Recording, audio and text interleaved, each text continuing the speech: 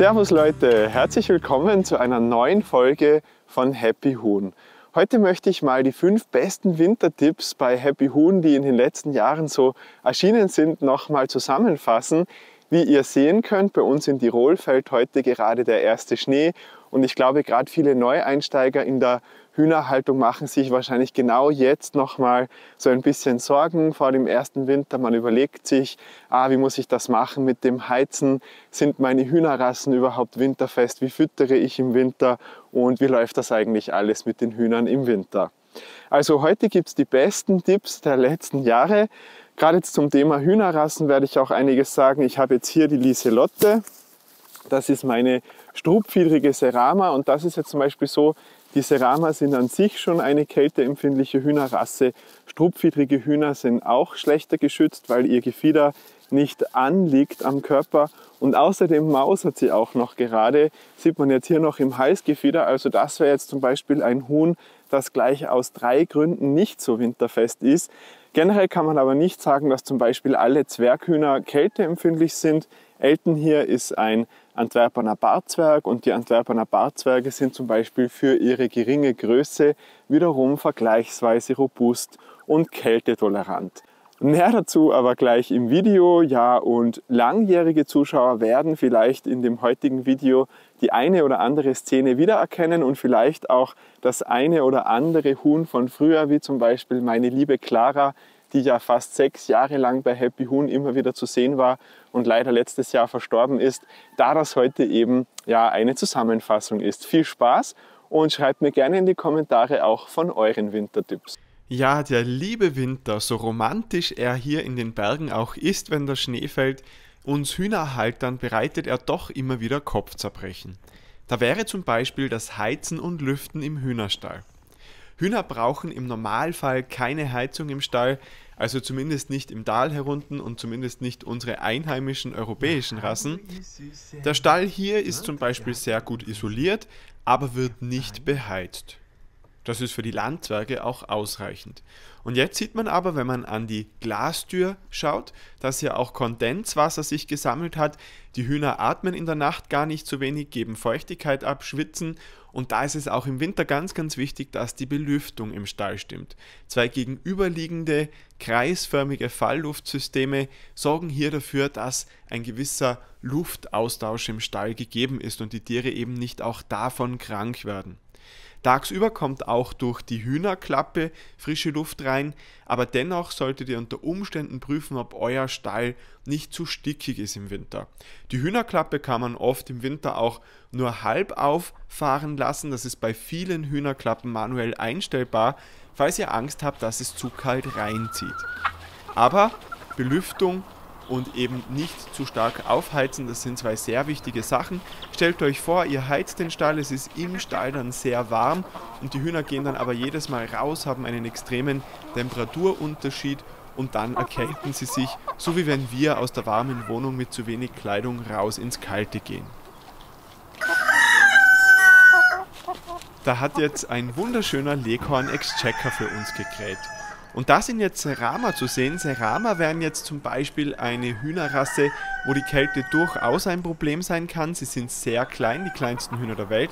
Auch eher kälteempfindlich sind moderne englische Zwergkämpfer, weil sie einfach auch sehr knapp befiedert sind und ebenfalls nicht viel Masse haben. Und dann habe ich persönlich zum Beispiel immer bei meinen Sebright einfach beobachtet, dass die nicht so gerne den Winter und die Kälte mögen. Hier jetzt Sheldon mit seinen beiden Mädels. Ja, und ihr könnt mir da natürlich gerne auch mitteilen, welche Hühnerrassen bei euch am empfindlichsten sind. Ich komme jetzt zum Tipp 2 und da seht ihr schon, oje, das Vogelschutznetz. Das sieht nicht gut aus, das leidet schon jetzt unter diesen ersten Schneefällen. Ein großes Problem in schneereichen Regionen, so wie wir es hier in Tirol haben, sind natürlich Netze, mit denen man einen Hühnerauslauf ja oftmals überspannt, um die Hühner vor Greifvögeln zu schützen oder teilweise auch damit die Hühner nicht abhauen, wenn es sehr flugfähige Rassen sind.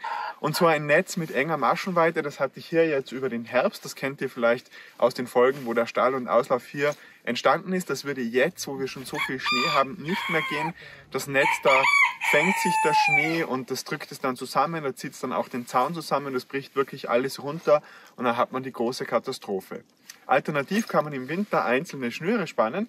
Das haben wir jetzt hier gemacht und ihr müsst euch vorstellen, es hat jetzt nur 2 Tage geschneit und trotzdem ist so dick Schnee auf den Schnüren. Also auch da sammelt sich der Schnee, aber ich mache dann halt einmal so und die Spannung ist halt unten. Und abgesehen davon, dass das Spaß macht, wenn man nicht gerade drunter steht, haben die Schnüre natürlich schon auch ihre Wirkung gegen Greifvögel. Bei Tauwetter sehen meine Schnüre dann so aus, ihr könnt da zum Beispiel einfach ausrangierte Wäscheleinen verwenden. Aber wie gesagt, auch die Leinen werden natürlich unter Umständen vom Schnee behaftet und können sehr wohl auch sich durchbiegen. Als Stützen hier die umgekehrten Fichten mit dem flachen Wurzelteller, so dann auch die Schnüre sollten in der Mitte gestützt werden, wenn die Länge, die zu überspannen ist, zu lange ist. Und dann seht ihr hier jetzt, dass ich meinen Hühnern unter dem Stall alles so ein bisschen abgeschirmt habe mit den Tannen- und Fichtenästen. Und das ist auch ganz toll, wenn die Hühner im Freilauf ein Dach über den Kopf finden, eine schneefreie Zone. Hier ist es eben der Bereich unter dem Stall, aber ihr könnt das auch zum Beispiel so wie hier, und da trefft ihr jetzt gleich Clara und Amber wieder, das ist bei meiner Tante. Ihr könnt ihnen auch im Außenbereich wirklich gleich so eine Art Voliere mit Überdachung machen. So, da kommt jetzt die Clara raus und hier ist jetzt zum Beispiel Weidenlaub auch noch eingestreut worden, damit die Hühner was zum Scharen haben. Und dann ist es eigentlich egal, ob draußen viel oder wenig Schnee ist. Sie können auf jeden Fall frische Luft schnappen. Und was halt auch total klasse ist, wenn eine Stallpflicht kommt, wegen Vogelgrippe und so weiter, können die Hühner auch immer zumindest in diesen überdachten Außenbereich. Also das wäre, gerade wenn ihr noch in der Planungsphase seid, schon ein heißer Tipp, dass man vielleicht so eine überdachte Außenklimaanlage, wie es in der Landwirtschaft heißt, gleich mit einplant und bedenkt. Ja, dann schauen wir weiter zum nächsten Tipp. Abwechslungsreiches Füttern ist für die Hühner gerade im Winter von noch größerer Wichtigkeit als im Sommer. Rote Beete, Möhre und anderes Wurzelgemüse gemeinsam mit Zwiebel und Knoblauch kriegen hier diese Zwerghühner, konkret sind es perlgrau-weiß getupfte Chabos. Und das tut ihnen auch wirklich gut, denn der Boden im Auslauf ist gefroren, es liegt Schnee und die Hühner können im Winter eben selbstständig ihren Menüplan nicht ergänzen. Auch die modernen englischen Zwergkämpfer probieren von dem Mix neugierig und werden ihn im Laufe des Tages vernichten. Und Wurzelgemüse, Zwiebeln, Knoblauch, das ist natürlich nicht das Einzige, was für Abwechslung sorgt. Hühner sind ja an sich Allesfresser, auch wenn sie, wie wir bei Happy Huhn schon oft gehört haben, natürlich nicht alles fressen sollen. Da kriegen jetzt zum Beispiel meine Landzwerge einfach mal ganz stumpf Mais aus der Dose, haben auch ein paar Heidelbeeren und Hagebutten noch aus dem Garten hier liegen.